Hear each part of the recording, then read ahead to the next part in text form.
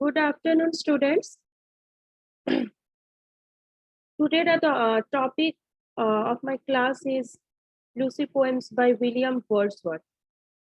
So, William Wordsworth did not give any title to any of the Lucy poems, but by convention, they are commonly referred to by their opening lines.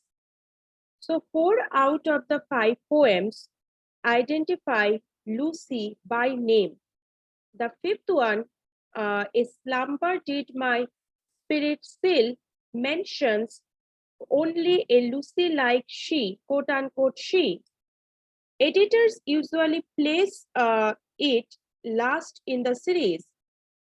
So there are, in my previous class, I have talked about the background of writing the Lucy poems.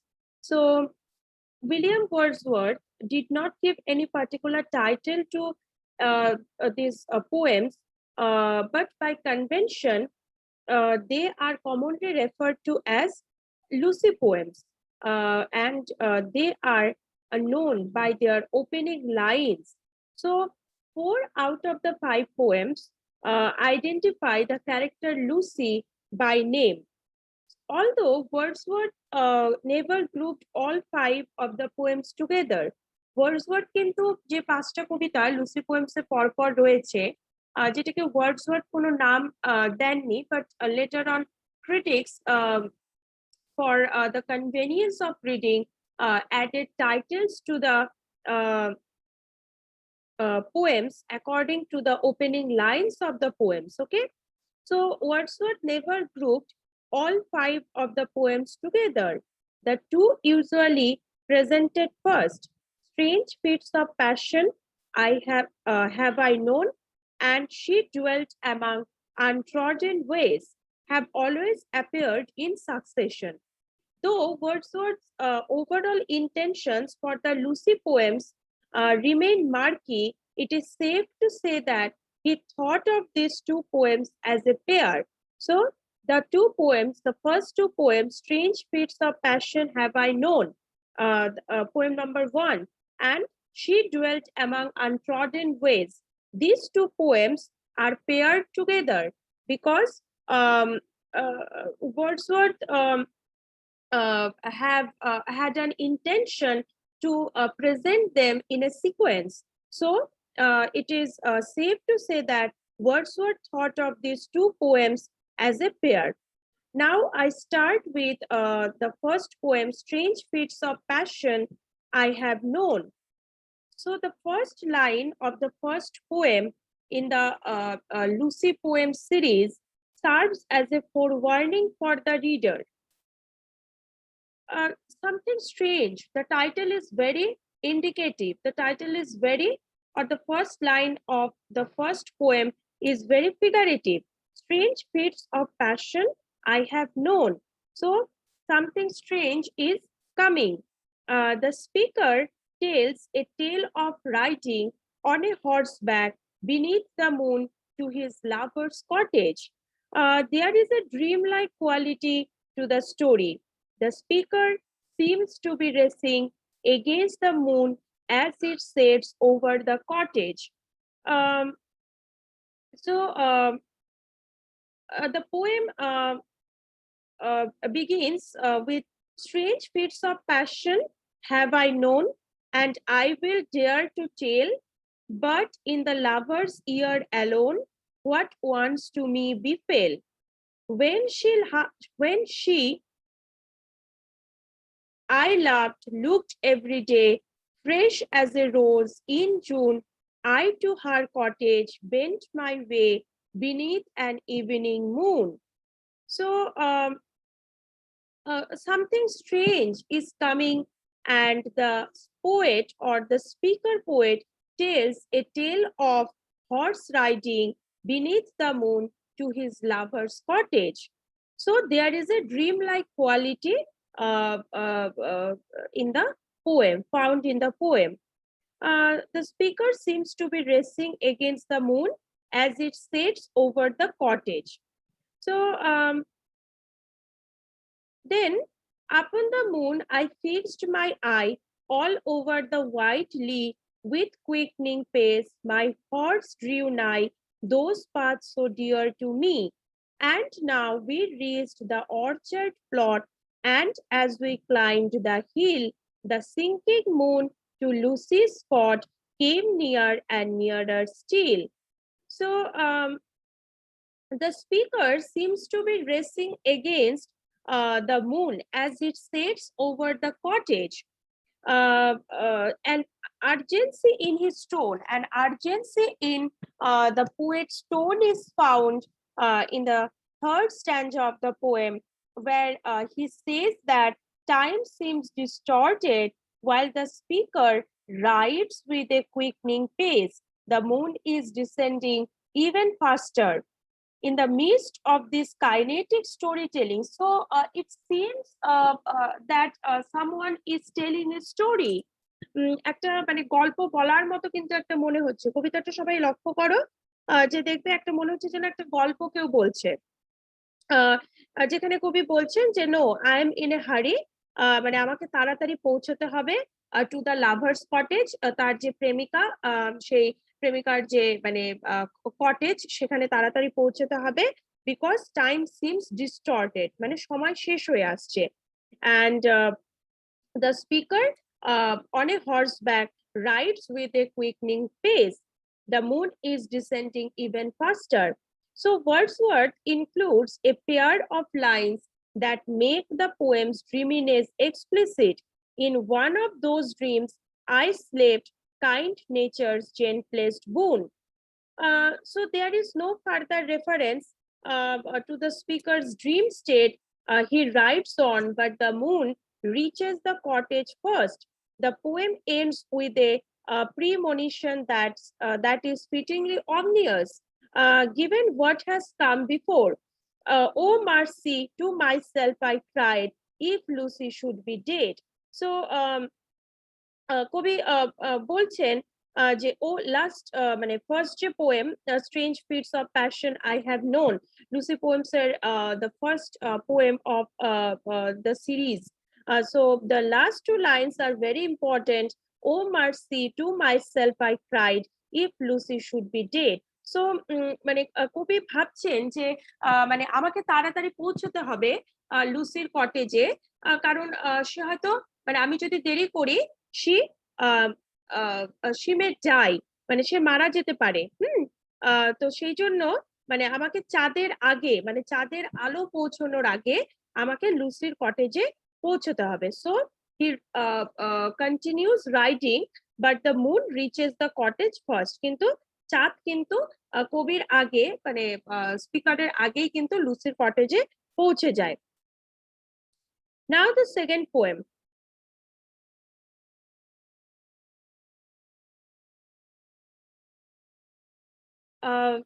I request Rishita to read the poem out. Rishita, second poemটা তুমি পড়ো। Yes, ma'am.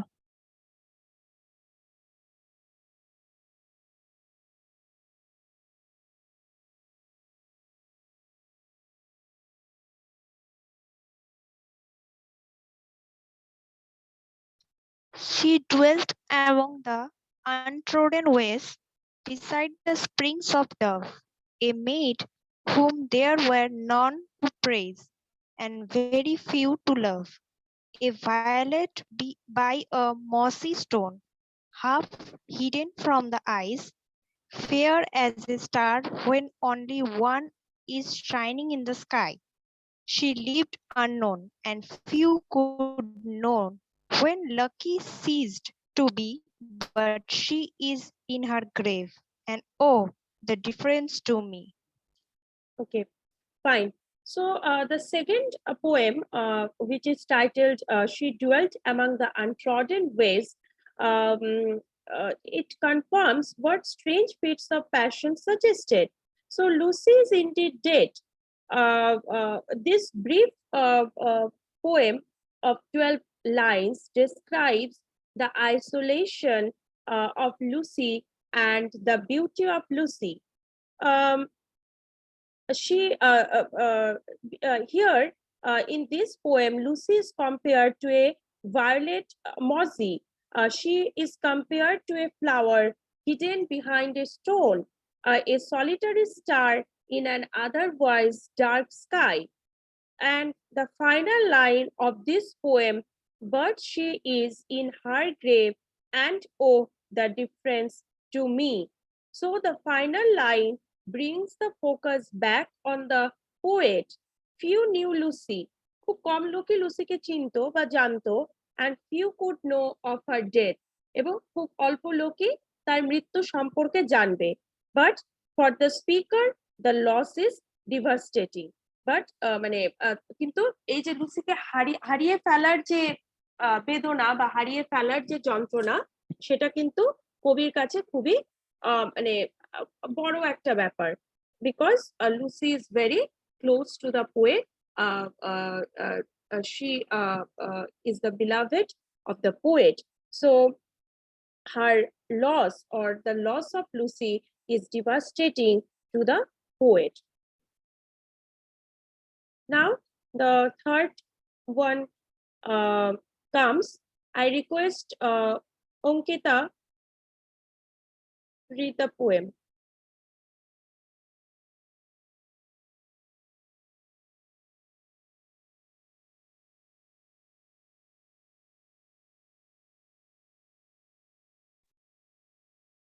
Yes, ma'am.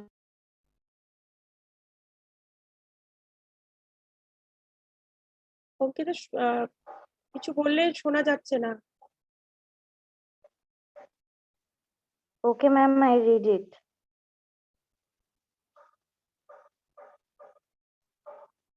হ্যাঁ, 3 নম্বর. I traveled among unknown men. Madam, এই পার্টটা পড়ো. I traveled among unknown men in lands beneath the sea, nor England did I know till then what love I bore to thee. 'Tis past that melancholy Melancholy. dream, nor will I quite they shore a second time, for still I seem to love thee more and more. Among the mountains did I feel the joy of my desire, and she I childish turn her well beside an English fire. The mornings showed, the nights concealed the bowers where Lucy played, and thin too is the last green field that Lucy's eyes surveyed. Fine. So in this poem, I traveled among unknown men. The speaker makes no reference to Lucy. So this poem, this third poem, is without any reference to the character Lucy. Instead, the poet laments time he has spent in lands beyond the sea. Travel abroad has made him realize how much he loves England. So his travel history has made him realize that how much he loves England. তিনি ইংল্যান্ডকে কতটা ভালোবাসতেন সেটা তার যে মানে বিদেশে যে মানে ভ্রমণ, বিদেশের যে ভ্রমণ কাহিনী, সেটা কিন্তু তাকে রিয়ালাইজ করাচ্ছে যে how much he loves England. And he was never to live again. এবং তিনি প্রতিজ্ঞা করছেন যে I will never leave England in the next time. So মানে তিনি আর কোনোদিন নিজের দেশ ছেড়ে কোথাও যাবেন না, এরকম একটা প্রতিজ্ঞা তিনি করছেন. মানে বিদেশে গিয়ে তিনি বুঝতে পারছেন যে দেশকে তিনি কতটা ভালোবাসেন. So in the third stanza of this particular poem, I traveled among unknown men, the poet counts among his cherished English associations a woman unnamed but presumably Lucy, spinning yarn before a fireplace. Third স্ট্যান্ডাতে লক্ষ্য করো, third স্ট্যান্ডায় among thy mountains did I feel the joy of my desire and she. So there is a reference to she. Okay, so a she, quote unquote she, she, she, a she ke মানে who is she is মানে এই যে মানে এটা কাকে refer করা হচ্ছে, whom the poet refers is not disclosed in the poem or in this part of the Lucy poems. Okay, but presumably she has been referred to Lucy. So the poet recounts his cherished English memory in association with a woman unnamed. The woman remains unnamed in the third stanza, but she is presumably Lucy and spinning yarn before a fireplace. So his association, the poet's association with Lucy makes him cherished. Okay, in the final stanza, the poet evokes with affection the gardens where Lucy played and the last field that she looked upon. So it's a last stanza, thy morning showed, thy nights concealed, the bowers where Lucy played. So the fields, মানে যে মানে গার্ডেনে মানে যে বাগানে Lucy খেলেছে বা খেলেছিল এবং and thine too is the last green field field that Lucy's eyes surveyed. এবং সেই যে ফিল্ড মানে যে মাঠ, যে সবুজ মাঠ, সবুজ ঘাসে ভরা যে মাঠ যেখানে লুসি শেষবারের মতো ছিল. So in the final stanza the speaker memorizes the gardens where Lucy played and the last field that Lucy looked upon. The implication is very clear in this section of the poem, and it is that Lucy is now dead. So Lucy is no more. Lucy কিন্তু আর বেঁচে নেই, সেই জন্য কবি কিন্তু লুসির সাথে কাটানো যে সময়, যে ইংল্যান্ডে যে ফায়ার প্লেস, মানে ফায়ার প্লেস যদি শীতের দেশগুলোতে ইউরোপিয়ান কান্ট্রিজে মানে ইংলিশ ফিল্মস যদি দেখে থাকো তাহলে দেখবে যে যে ফায়ার প্লেসটা তাদের ঘরের মধ্যে সবসময় একটা আগুনের একটা জায়গা থাকে, একটা ফায়ার প্লেস থাকে। তো সেখানে মানে তোমার মানে ঘরটাকে গরম রাখার জন্য ফায়ার প্লেসটাকে রাখা হয়। তো সেই ফায়ার প্লেসের পাশে বসে মানে লুসির সাথে কাটানো যে সময় সেটা কিন্তু কবি মেমোরাইজ করছেন, তিনি কিন্তু মনে করছেন। এবং তার সাথে তিনি কি মনে করছেন? The gardens where Lucy played and the last field that she looked upon, and it implies that Lucy is dead. Lucy is no more in the world.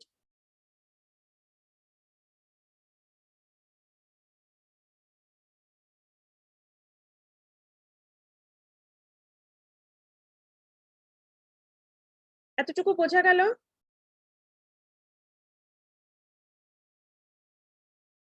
Ankita, Rishita,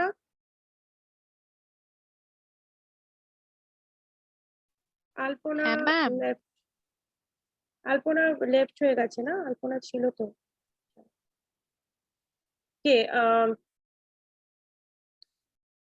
so Ankita, তোমার ক্লিয়ার তো? কোনো কনফিউশন, কোয়েরি এই তিনটে part নিয়ে? Strange feats of passion, have I known? The second one, she dwelt among the untrodden ways, and the third one, I traveled among unknown men. So today we have finished the three